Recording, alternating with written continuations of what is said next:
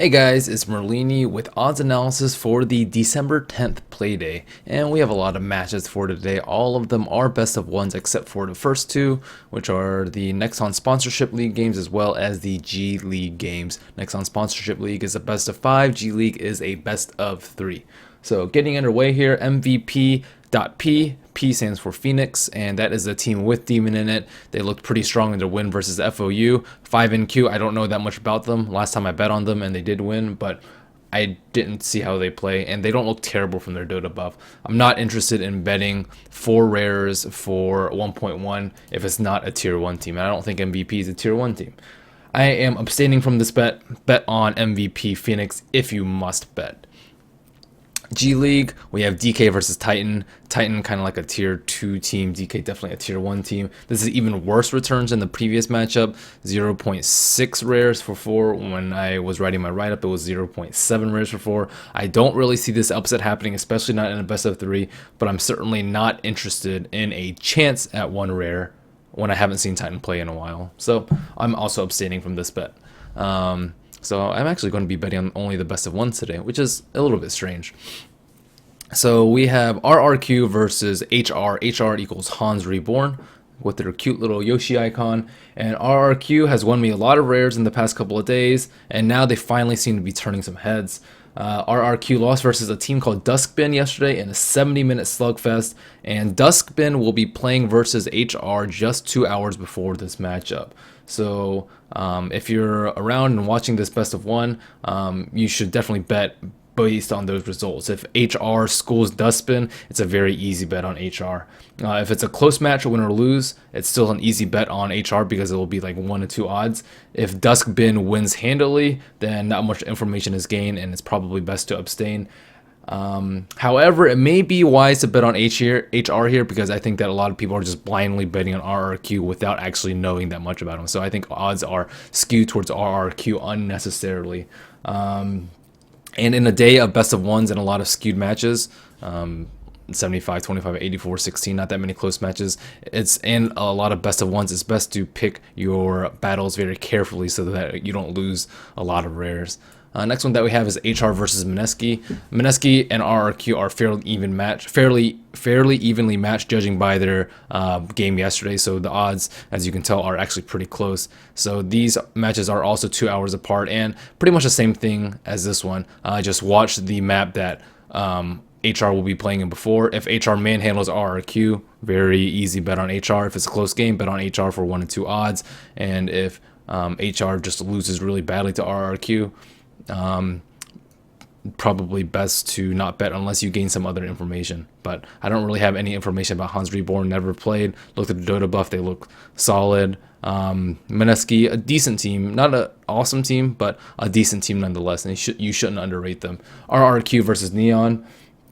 Neon lost to Loyat yesterday, as well as Myth, in what seemed to be fairly one-sided games. Looks like it's fairly safe to bet on RRQ here. It would be even better if RRQ loses the HR match, because then the odds would drop like 75-25, and I think it should be a little over 80-20. So I'll take my chances with RRQ here, even if they lose the previous match. Next 6 that we have are StarLadder matches. First one that we have is Fanatic versus 4FC. 4FC looked terrible yesterday. They played 2 matches, I believe, and they lost both of them pretty badly. But they were playing with 2 stand-ins. I definitely think it's worth placing a small value bet on 4FC. The return for betting 1 rare on 4FC is a whopping 4.9 now. Because I think it's worth placing a value bet because 4FC has won quite a few times versus Fnatic. They took 1 game in a best of 3 against Fnatic just a week ago, and they also won their last 2 best of 1s against Fnatic. One was in late November, so just 2 weeks ago, and one was back in September. It was a great matchup to place a small value bet on the underdog. I'm not going to bet 4 on 4FC, but I'll bet small. Navi versus Alliance, closest match of the day.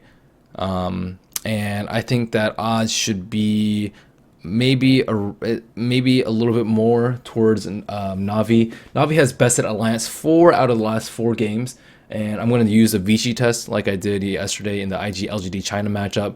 Both of them fared similarly versus Vichy. So that's not a great test because one was the best of 3. and one was a best of 1.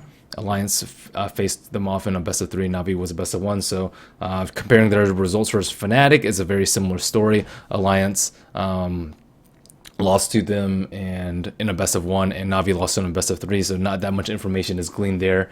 Fairly similar performance for both of those teams. So looking at those, it seems to be like relatively close, 50-50. All in all, it's a coin flip, and you can't really go wrong betting on either side. If this were a best of 3 or a best of 5, though, I would give a slight edge to Navi, maybe like 55-45. So I'll be betting on them, even though this is a best of 1. I think that Navi has been having slightly stronger results at and since MLG Columbus. Next one that we have is Poseidon versus Fnatic EU. Poseidon did win versus VP yesterday, but that was definitely a fluke win. VP had like a 20k gold lead. I doubt Fnatic will have trouble handling Poseidon. I give this 80-20 odds Fnatic, and I'll bet on them on this one. I think the return is 1.2 rares for 4. Not great, but I've watched full games of both of these teams, and I'm pretty confident in my odds of 80-20. I think that Fnatic will lose around 1/5 at a time. Next one that we have is Fnatic versus Alliance, and these two teams face off in EMS, and Fnatic kind of dominated them. Going in, odds should be slightly better for Fnatic. I'd say 55-45. If Alliance beats Navi, then Fnatic will be the underdogs in this matchup, probably like 47-53, and I'll still bet on Fnatic because of their ridiculously strong performance at EMS, Alliance's slight current stop, and better odds. If Fnatic loses to either of these two teams, 4FC or Poseidon, I'll definitely still bet on Fnatic because odds will be even more skewed, like 45-55, and traditionally Fnatic has done very well versus Alliance. And lastly, if Alliance manhandles Navi, then I'll reconsider my bet because a lot of this is predicated on the fact that Alliance has been in the current slump. But if they just crush Navi, I'll have to reconsider. Next one that we have is Q Pandas versus Fnatic. Q Pandas are terrible. Yesterday they had 2 stand-ins, so I may be underrating them a little bit without Jerix, but Q Pandas still aren't good.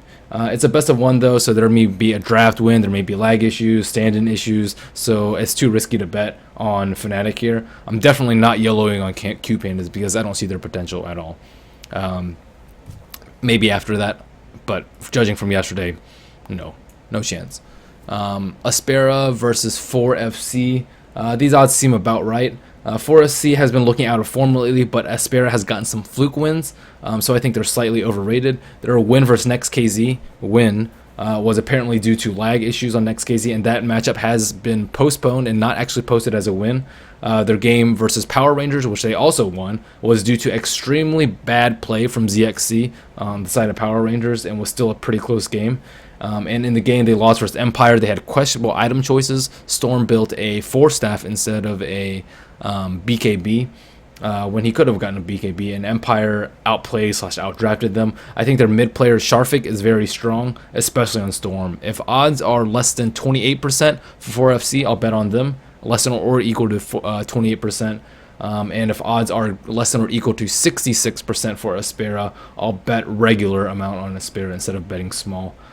If in between, I'll abstain like it is right now. StarLadder is generally negative expected value for me. It could be due to variance, but it's partially due to the BO1 format and partially due to my inability to get a good reads on these teams because of constant use of stand-ins, some roster reshuffles, unpredictability, and inconsistency. So take that as you will. I won't be betting on that many matches today. There are 1, 2, 3, 4, 5, 6, 7, 8, 9, 10, 11 matches, so you don't have to bet on all of them. Some people like betting on every match, but I personally don't like to, and generally bad for my stash of rares too. So again, thank you guys for watching, and best of luck to your rares tomorrow.